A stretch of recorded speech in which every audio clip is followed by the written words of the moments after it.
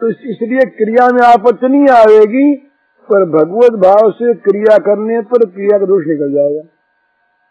दोष क्या क्रिया में? उस क्रिया में दोष नहीं है, दोष है मन के भाव में। और बुरे भाव से की हुई जो क्रिया बुरी है वो बहुत बुरी क्रिया होती है। माँ मन में स्नेह भरकर और गुस्से में बिल्कुल ना आकर दूसरी ओर मुंह करके हंसे और बच्चे की तरफ लाल आंख करे, डांट दे बच्चे को, कहीं एक शपथ भी लगा दे, और तो उस माँ की इस भाव में कहीं बुराई है क्या? है ही नहीं, हो सकती ही नहीं, वो तो स्नेह से भरी है। इसी प्रकार से ये जो कुछ भी हमारे द्वारा दोष बनते हैं, क्रियाओं के दोष, ये क्रियाओं के दोष बनते हैं तभी जब हमारे मन में दोष होता है। और मन में अगर सद्भाव है, सद्भाव से की हुई कोई क्रिया में अगर भूल भी हो जाती है तो माफ होती है, क्योंकि वो सद्भाव है। सद्भाव में प्राय तो असली चीज तो यह है कि जब मन में ये दोष नहीं रहेंगे तो उस क्रिया में दोष आएंगे नहीं, उसका फल बुरा नहीं होगा, हो सकता नहीं।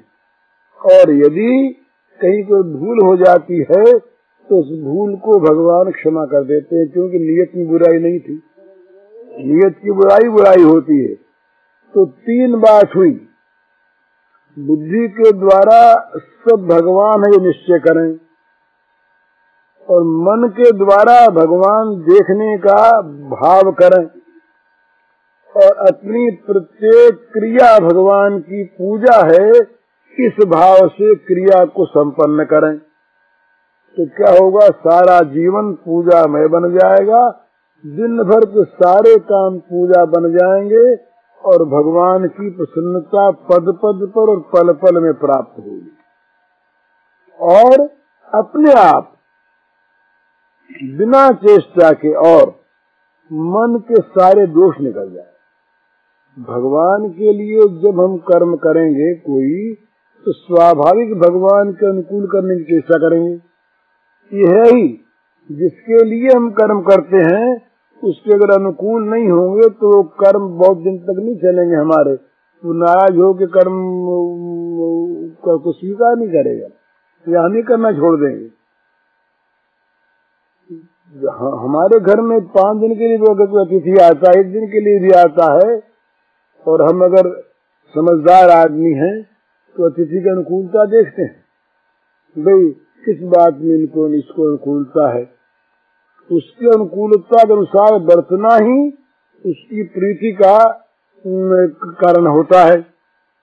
तो जब हम भगवान के लिए काम करेंगे, भगवत प्रीत्यर्थ करेंगे, तो हमारा प्रत्येक काम उनके अनुकूल होगा, और उनके अनुकूल होने का अर्थ है काम करने में जो ये दोष होते षड्विकार, ये निकल जाएंगे। काम, क्रोध, लोभ, मोह, मद, मत्सर, ये 6 विकार, इन्हीं के और बहुत से रूप हैं। इन्हीं के भाई बंद बहुत से आ जाते हैं। जब भी ये आते हैं तो सारा इनका कुनबा इकट्ठा हो जाता है, एक के बाद एक, एक के बाद एक। इनका बड़ा वर्णन है श्रीमद् भागवत में, इनके परिवार का बड़ा परिवार इनका है। तो सारा परिवार फिर तो जहाँ आदमी अपना सिक्का जमाता वहाँ अपने परिवार को बुलाता ही है, तो स्वाभाविक बात है। और इनका परिवार जहाँ छा गया वहाँ दैवी संपत्ति बेचारी छिप जाती, भाग जाती है, डर के मारे नहीं रहती वहाँ पर। तो इसलिए ये बुराई का परिवार वहाँ बिल्कुल नहीं आवेगा, हट जाएगा वहाँ से। आप करके देखिए, भगवत भाव से एक दिन क्रिया करके देखिए, आपके मन में दोष नहीं आएंगे। याद रखना पड़ेगा, पहले पहले एक दिन भी अगर भगवत भाव करके आप सारी क्रिया कीजिए, ख्याल रखिए ये दोष नहीं आएंगे। ये दोष तो तभी आते हैं जब हम इनको रहने देते हैं। ये अर्जुन ने सोचा कि भाई भगवान ने कह दिया कि कामना से ही सारे पाप होते हैं, और कामना रहती है मन में, इंद्रियों, तो अब क्या करें? तो भगवान ने देखा कहीं डर न जाए अर्जुन, तो भगवान ने कहा रे तुम इन इंद्रियों गुलाम थोड़े ही हो। इंद्रियाणि पराणि आहु इंद्रियेभ्यः परम मनः मनसस्तु परा बुद्धि यो बुद्धे परतस्तु सः एवं बुद्धे परम बुद्ध्वा संस्तभ्यात्मानमात्मना जय शत्रुं महाबाहो कामरूपं दुरासदम्। कहा स्थूल शरीर से कर्मेंद्रियों से ज्ञानेन्द्रियां श्रेष्ठ हैं, उत्तम है, बलवान है। इनसे मन श्रेष्ठ बलवान है। मन से बुद्धि और बुद्धि से परे बुद्धि का मालिक वो आत्मा और वो आत्मा तुम हो। इसलिए इस प्रकार अपने आप को बलवान समझ करें और तुम इस काम रूपी बैरी को मार डालो। तुम महाबाहु हो, बड़े बलवान हो। तो काम रूपी बैरी को मार डालना आत्मा के हाथ में है। आत्मा का बल काम के बल से कहीं कहीं बहुत बड़ा है। पर इस आत्मा ने यदि अपने को निर्बल मान करके परास्त हो गया ये बुराइयों से। महाभारत में परसों में प्रूफ देख रहा था, शांति पर में एक जगह आया कि भाई इन बुराइयों से कहीं हार न मानो। हार मानी कि ये बुराइयां सवार हो गई, तो समझ लेंगे ये बुराइयां कि बस अब तो ये हमारे काबू में आ गए। तो इनसे परास्त में वो लड़ता रहे और लड़ेगा तो विजयी होगा। क्योंकि आत्मा का जो बल है वो ये चोरों में कितना बल होता है। अपनी आप बात में कहते हैं, बात में कहा करते हैं कि चोरों के पैर नहीं होते। हिम्मत बड़ी करते हैं चोर, पर पैर नहीं होते। जहाँ हल्ला सुना कि भागे। इसी प्रकार इन दोषों में, काम क्रोध आदि में, लोभ मोह आदि में, इनमें बल नहीं है। ये तो बस वहीं तक बल है जहाँ तक इनके बल से आदमी अपने को परास्त मान करके, हारा हुआ मानकर इनके वश में रहता है। और यदि आत्मा की ओर देखे और भगवान के बल को अपने साथ रखे और अपनी क्रिया भगवान के अर्पण करने का भाव रखे, तो बस फिर भगवान के भोग को कोई छीन नहीं सकता। कि जब तक हम अपने लिए भोग रखते हैं तब तक तो छीन लेंगे। और जब भोग भगवान का हो गया तो भगवान की चीज हो गई। रक्षा भगवान का, भगवान के भोग को कोई छीन नहीं सकता। वो तुलसीदास जी महाराज एक दिन बैठे थे तो जरा सी कहीं कोई एक तरंग सी आ गई, कोई मन में कोई पूर्व की स्मृति जरा सी। तो ये बोले भगवान से, बोले महाराज अब देख लो हमारे हाथ की बात नहीं है। ये हृदय भवन प्रभु तोरा और यहाँ आए बसे बहु चोरा। महाराज मेरे हाथ की बात नहीं, ये तो आपका घर है, आपके घर में चोरा बसे और लुटेंगे आप, घर लुटेगा आपका। समझे, अब सावधान हो जाना आप। तो इसमें भाव क्या है? भाव यह है कि भगवान स्वयं रक्षा करते हैं अपनी चीज। हम उनका अपनी हमारी प्रत्येक क्रिया अगर हम भगवान को सौंप दें, हमारी क्रिया की पवित्रता की रक्षा भगवान करेंगे। हमारी क्रिया में अपवित्रता नहीं आने पाएगी, क्रोध काम लोभ नहीं आने पाएगा। क्यों नहीं आने पाएगा? भगवान का भोग है, वो तो भगवान की सामग्री है, वो तो भगवान की चीज है, उसकी तरफ कोई देख नहीं सकता। रावण से कहा सीता ने कि अगर तुमने मेरी ओर ताका, अकेली सीता, अशोक वाटिका में अकेली सीता, चारों ओर राक्षसियां भरी हुई, राक्षस भरे हुए, पर वहां आप सीता के वाक्य सुने, अकेली भाई भरी सीता रोती हो। तो रावण के सामने सीता तो प्रचंड देवी का रूप धारण करके फटकार के, खबरदार जो मेरी ओर ताका, तो रावण डर जाता है। तो बात क्या है? हमारी प्रत्येक क्रिया अगर भगवान के लिए हो तो प्रत्येक क्रिया विशुद्ध हो जाएगी अपने आप।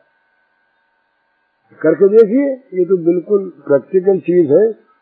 मन में भगवत भाव करके, भगवत पूजा के भाव से जिस क्रिया को आप करेंगे उस क्रिया में काम को लोग नहीं आ रहे। क्यों नहीं आएंगे? कि भगवत भाव साथ है। भगवत भाव भगवान की अनुकूलता चाहता है, तो 3 चीज ये करने की हम सब कर सकते हैं। और हर एक काम में कोई आपत्ति नहीं। अध्यापक अपना काम करे, डॉक्टर अपना काम करे, न्यायाधीश अपना काम करे, व्यापारी अपना काम करे, नौकर अपना काम करे, भंगी अपना काम करे, दुकानदार ये माताएं रसोई बनावे, बच्चों खिलावे, सब काम करें, परंतु करें उनके लिए। और यदि कहीं उनमें मन लग जाए बड़ा सुंदर, कहीं उनको देखते हुए करें, उनके गुण गाते हुए करें, उनके लिए रोते हुए करें, तब तो फिर है ही क्या। ये मथुरा की देवियों ने ब्रज देवियों की महिमा गाते हुए कहा, बोले क्या उनकी महिमा है। या दोहने वहनने मथनोपलेप प्रिंखनावृतो क्षणमार्जनादौ गायन्ति चैनमनुरक्तधियो श्रुकंठ्यो धन्या भजस्त्रियुरुक्रम चित्तयानाः। धन्य धन्य है, सारा काम करते हुए दोहन करती हैं तो, बच्चों खिलाती हैं तो, धान कूटती हैं तो, घर लीपती हैं तो, चौका लगाती हैं तो, लोरी देती हैं तो, रसोई बनाती हैं तो, गाय दूधती हैं तो, सब काम। परंतु सब काम करते हुए आंखों से धीरे धीरे मीठे मीठे आंसू बहते रहते हैं। दुख के आंसू नहीं, दुख के आंसू मीठे नहीं होते, उनमें सुख नहीं मिलता। प्रेम के आंसू में बड़ा सुख मिलता है, वो मीठे आंसू होते हैं। तो आंसू बहाती रहती हैं, वाणी गदगद रहती हैं, धीरे धीरे श्री कृष्ण का गुण गाया करती हैं, सामने देखती हैं और सारा काम करती हैं, तो वे धन्य हैं। इस प्रकार जहाँ वृत्ति हो जाए वहाँ हमारा पाप ताप कहाँ रह सकते हैं। वहाँ तो पाप ताप दूर भागते, न वहाँ पर दुख आता है न वहाँ पर पाप आता है। वहाँ तो दिन रात भगवान खेलते हैं, मृत्यु में भी और जीवन में भी। संसार की कोई भी किसी भी परिस्थिति में कोई अंतर नहीं पड़ता। यन लब्ध्वा चा परम लाभम मन्यते नाधिकं ततः जिसमें स्थितो न दुखे न गुरुना अपि विचार्यते। गुरुना अपि दुख न विचार्य। महान से महान जिसका दुख नाम है, गुरु से गुरु भारी से भारी दुख यदि आ जाए तो विचलित नहीं होता और उससे ऊंचा कोई लाभ नहीं मानता। तो वैसी स्थिति होती है। उसकी साधना यह है कि बस भगवत भाव करके और भगवत प्रीत्यर्थ हम अपने कामों को करें। कामों को बदलने की आवश्यकता नहीं है। कामों का भाव बदला जाएगा, काम अपने आप बदलेगा। वही यशोदा मैया जब से दूध दूहने लगती है, ये प्रत्येक गोपी का सबसे पहला काम उठ करके हाथ धोकर गाय दूहना। गाय धोने जब गोपी जाती है तो सोचती है अपने मन में, पहले गाय अच्छी तरह से धोने जाए, साफ, कहीं कोई चीज इसमें लग न जाए, कोई ऐसी खराब ना आ जाए जिससे दूध खराब हो जाए, क्योंकि कन्हैया को पिलाना है।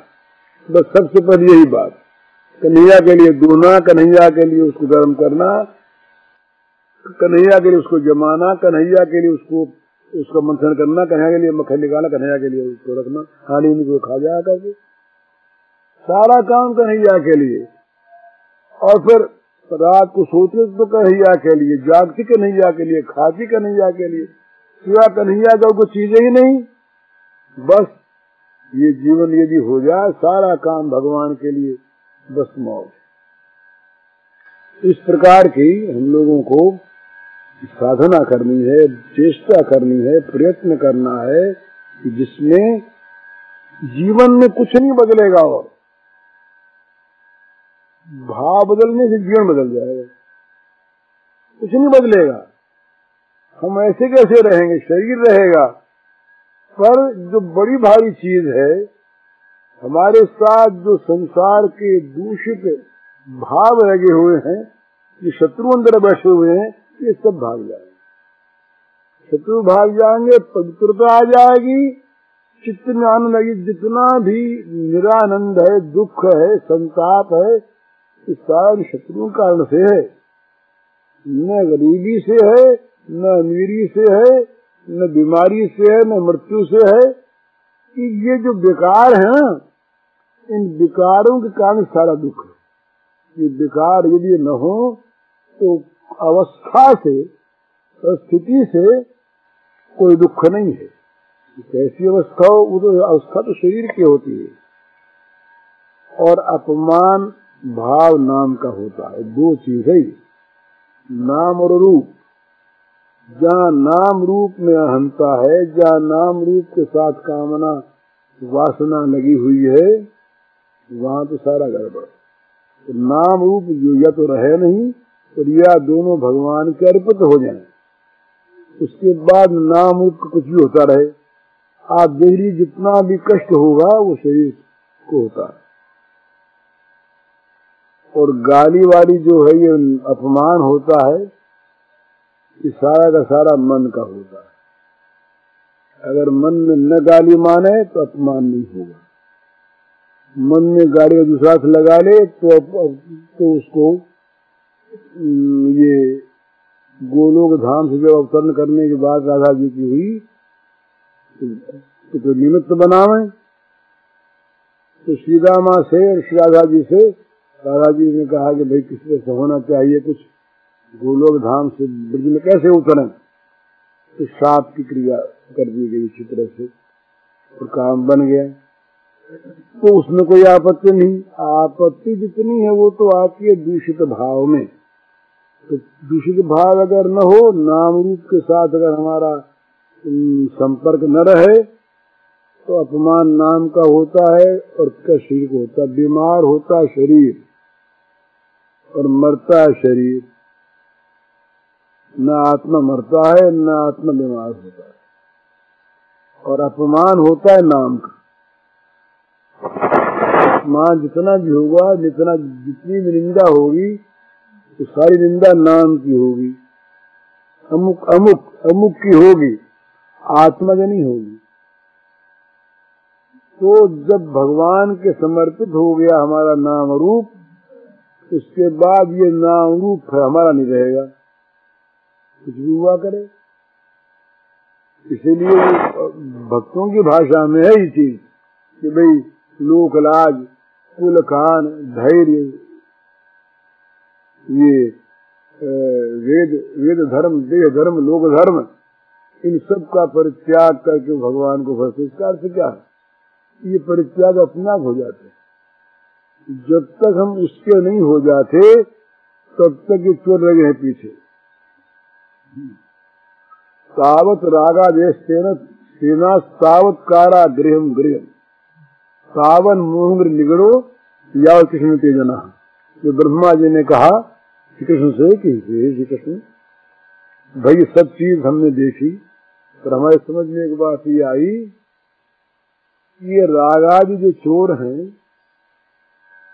ये तभी तक पीछे लगे रहते हैं सेन, और तभी तक ये घर का जेल खाना भी रहता है, और तभी तक मोह की बेड़ियां पड़ी रहती हैं पैरों में। कब तक?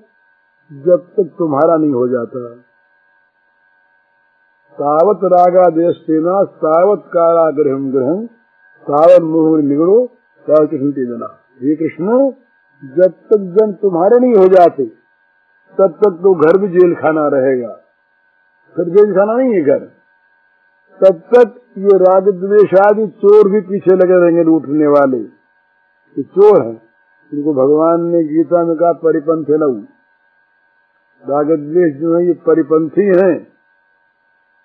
इंद्रियेन्द्रियस्यार्थे राग द्वेष दोस्तों तयोर्वशम आगच्छेत, तो जिससे परिपंथ लऊ, ये परिपंथी हैं, लुटेरे बैठे हैं, राह के बटमार लूट लेंगे, शेर हैं, चोर हैं।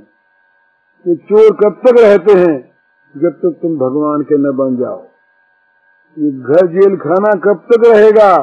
जब तक तुम भगवान के नहीं बन जाओ। फिर मंदिर बन जाएगा भगवान का। और ये मोह की बेड़ी कब तक रहेगी? पैरों में, सारे लगे बदन में, जब तक उनके नहीं हो जाओगे। उनके हुए ये बेड़ियां टूटी, घर मंदिर बन गया और राग आदि सारे भाग गए। और अगर रहेंगे राग आदि तो भगवान में लग के धन्य हो जाएंगे, पवित्र हो जाएंगे और पवित्र कर देंगे।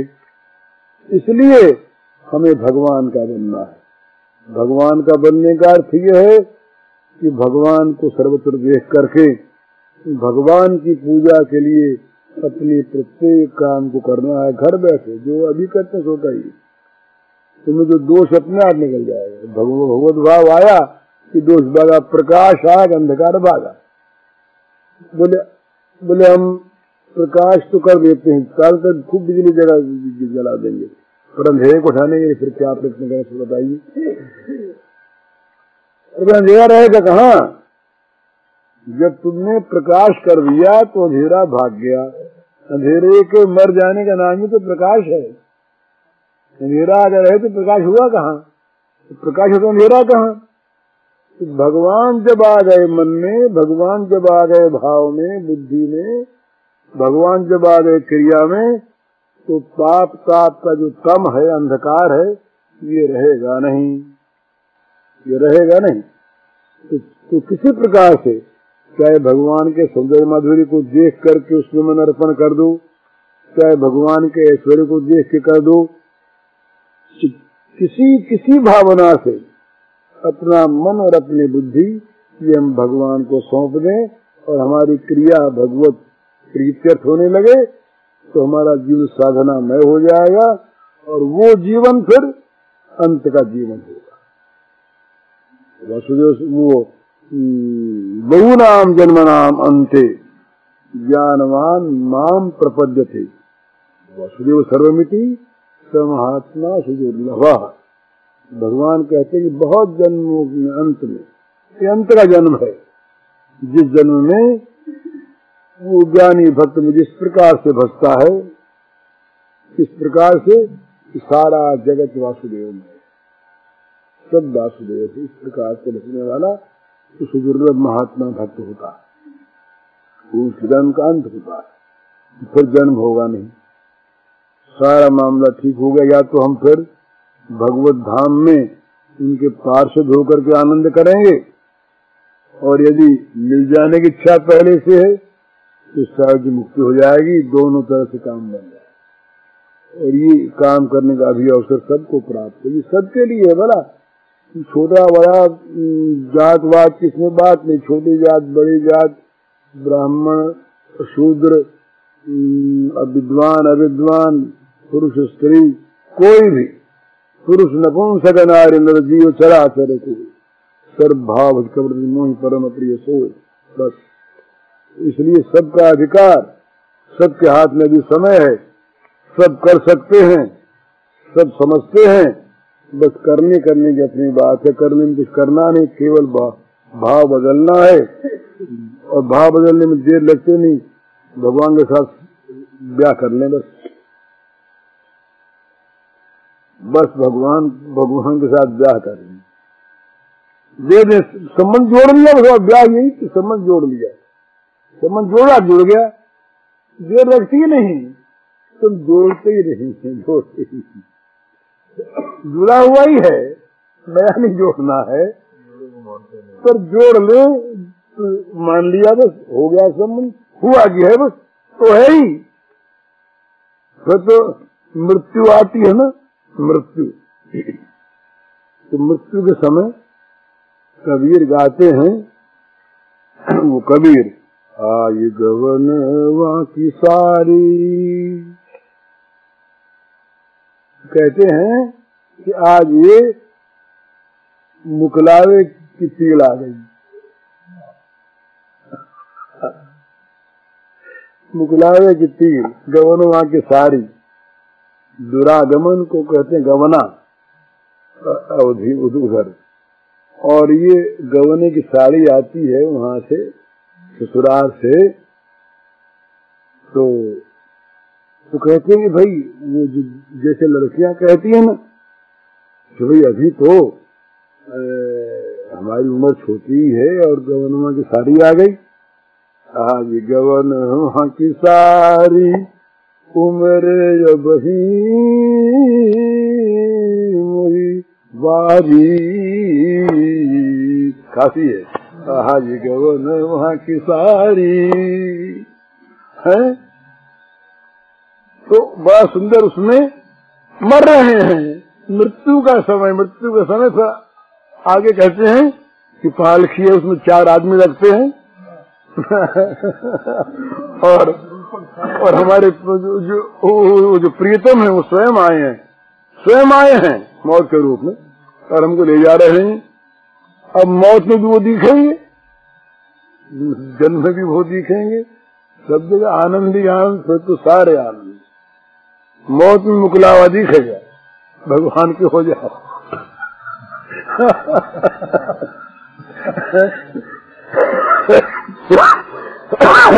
कबीर जी के वाक्य हैं और ये बिल्कुल ठीक बात है। ये मृत्यु की विभीषिका कब तक है?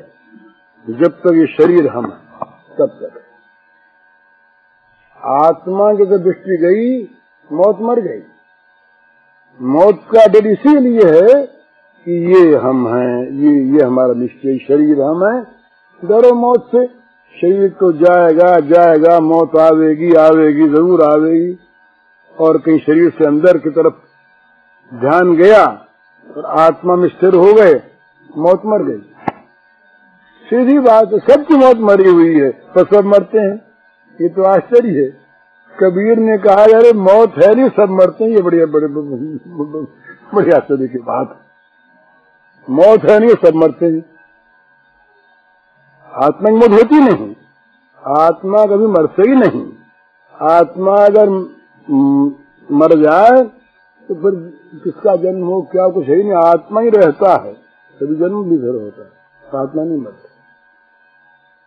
तो ये सीधी सी बात है, ध्यान में आ जाए सब कर ले, फिर भगवान की चाहे मौज करें, चाहे उनको गोद में खिलाना। भगवान एक बात और सब बनने को तैयार है। बेटा बनने को तैयार, नौकर बनने को तैयार, पति बनने को तैयार, भाई बनने को तैयार, गुरु बनने को तैयार, दास बनने को तैयार। जो चाहो वो कहते हम जो संबंध हमसे, आत्मा बना लो, अपने आप को अपना रूप बना लो, नौकर बना लो, संबंध जोड़ लो।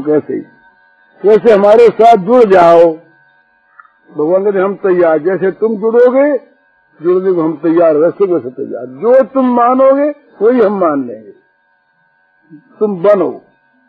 ये हमारे हाथ की बात है। सब लोग बन जाए तो निहाल हो जाए। हरिओम।